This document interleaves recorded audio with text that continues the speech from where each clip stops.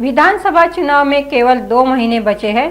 सभी राजनीतिक दलों ने विधानसभा की तैयारी शुरू कर दी है। विधानसभा चुनाव निरीक्षक और विधायक अमित साटम ने आज अंधेरी पूर्व विधानसभा में भाजपा कार्यकर्ताओं की बैठक में पदाधिकारियों का मार्गदर्शन करते हुए बड़ी घोषणा की। अमित साटम ने कहा कि बीजेपी अंधेरी पूर्व की सीट लड़ेगी और जीतेगी, लेकिन साटम की इस घोषणा के बाद शिवसेना शिंदे गुट की और बीजेपी के बीच विवाद बढ़ सकता है।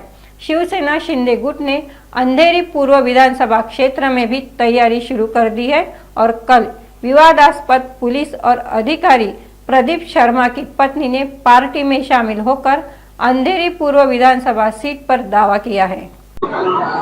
अंधेरी पूर्व विधानसभेमध्ये लोकसभेमध्ये उमेदवारांना 10,000पेक्षा जास्तचं लीड आहे। या ठिकाणी भारतीय जनता पार्टीच्या कार्यकर्त्याचं त्याच्यामध्ये खूप सिंहाचा वाटा आहे। याच्या आधी जी पोटनिवडणूक होती त्या पोटनिवडणुकीमध्ये सुद्धा भारतीय जनता पार्टीनेच त्या ठिकाणी उमेदवारी अर्ज भरला होता।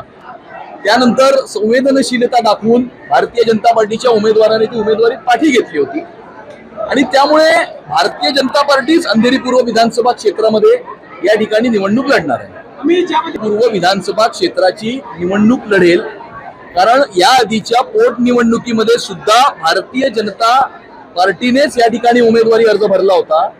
अंधेरी पूर्व विधानसभा क्षेत्रामध्ये भारतीय जनता पार्टीचे 5 नगरसेवक हे 2017च्या महानगरपालिकेच्या निवडणुकीमध्ये निवडून आलेले होते आणि त्यामुळे महायुतीमध्ये भारतीय जनता पार्टीचा उमेदवार या ठिकाणी महायुतीचा उमेदवार असेल।